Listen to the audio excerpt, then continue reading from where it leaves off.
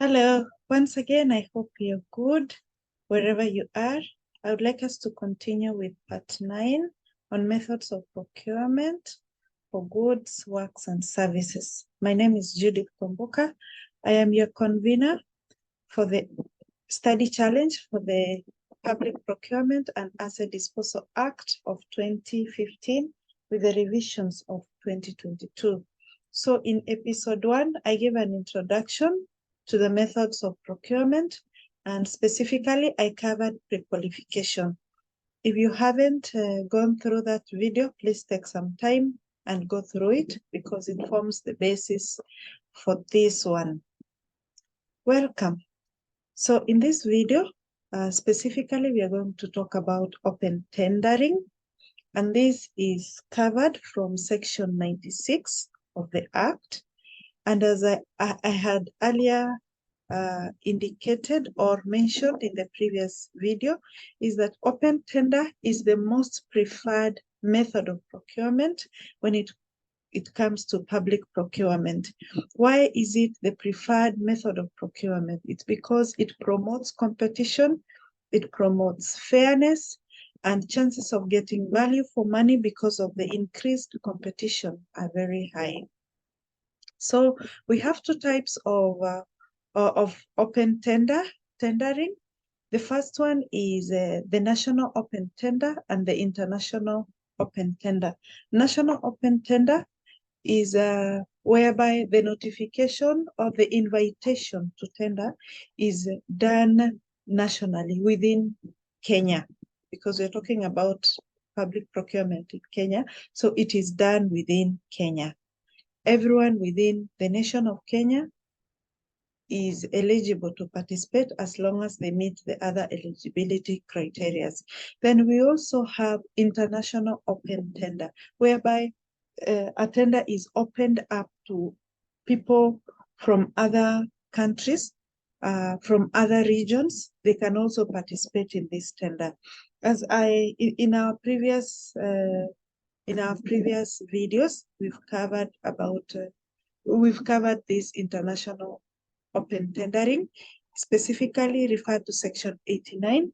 There, you are guided on how international open tendering is done, the conditions under which it must fulfill. So just know that open tender can be a national tender within Kenya, or it can be opened up to other countries. And if it's been opened up for other countries, please refer to section 89 and see what needs to be done.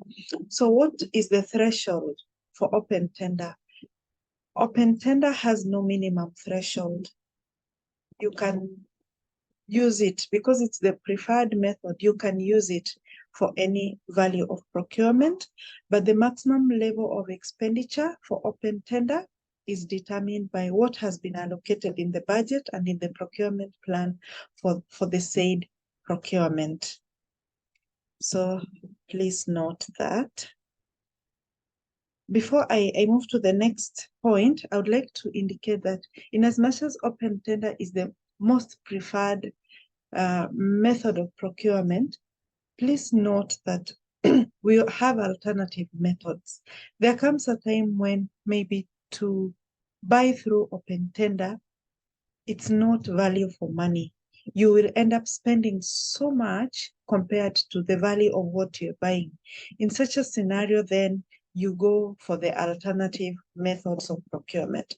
But the preferred method, which should be there by default, is open tender.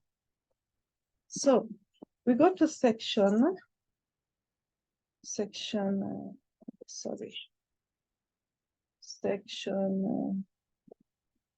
96 on advertisement. For you to do open tendering, an advertisement has to be placed. You aim at bringing it to the attention the people who might be interested in submitting this tender.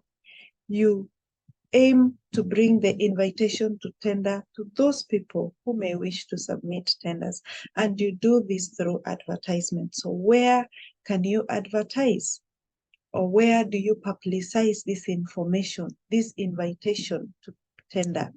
One which is a must is the dedicated government tender portal, PPIP, Public Procurement Information Portal. It is a must that you register your tender there, you publish that invitation there.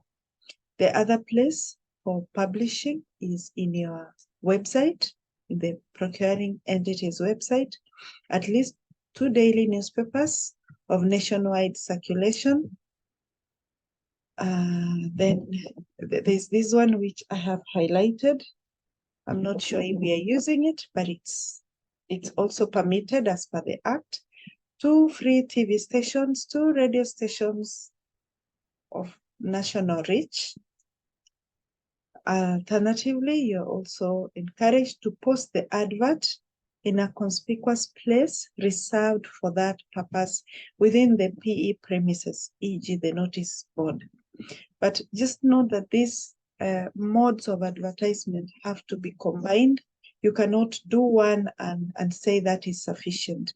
But one which is a must is the PPIP. What happens for county-specific procurements?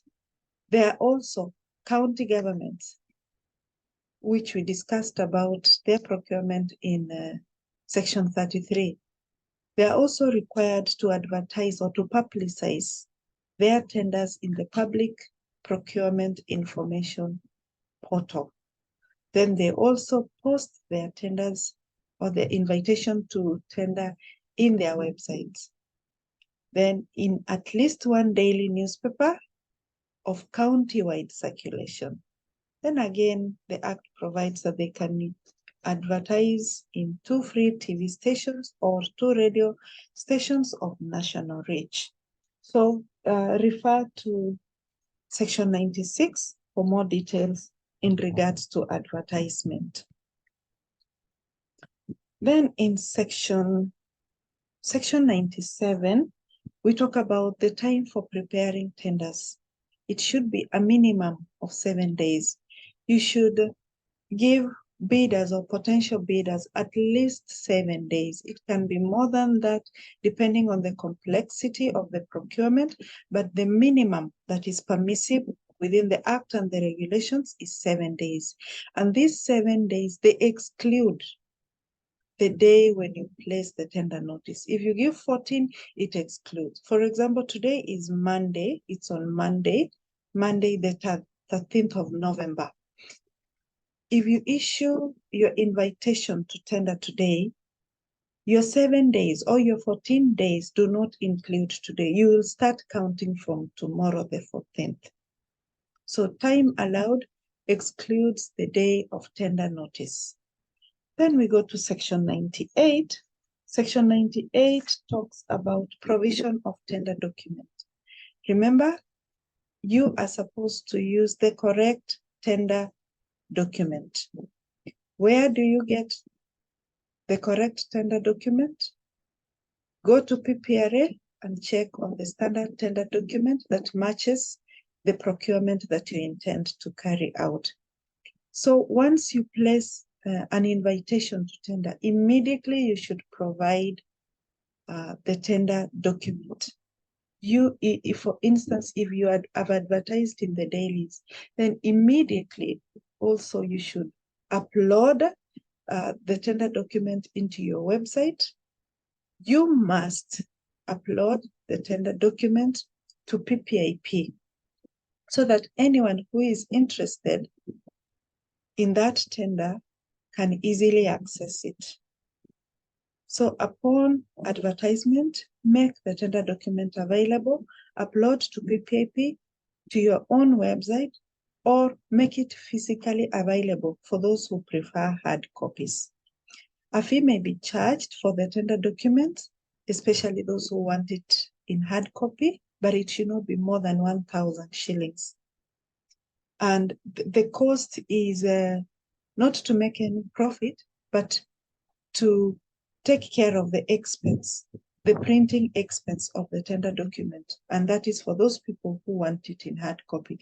Other soft copies which are downloaded from the various platforms, the website, the PPIP portal, they are issued for free.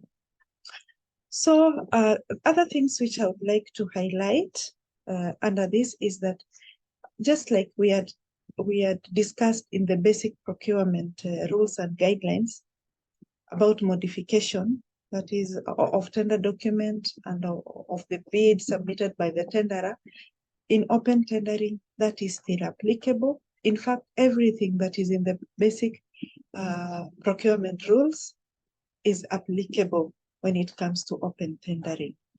Bidders can seek clarifications that will lead to modification of tenders. Bidders can modify their tenders, their bids. Tender opening, it is done as per section 78. Tender evaluation, award, notification of award, professional opinion, all those are the same as what we discussed in the basic procurement rules. So basically that's all about open tendering. I hope you have learned something in this video, and looking forward to seeing you in the next video where we'll be talking about two-stage tendering. Thank you.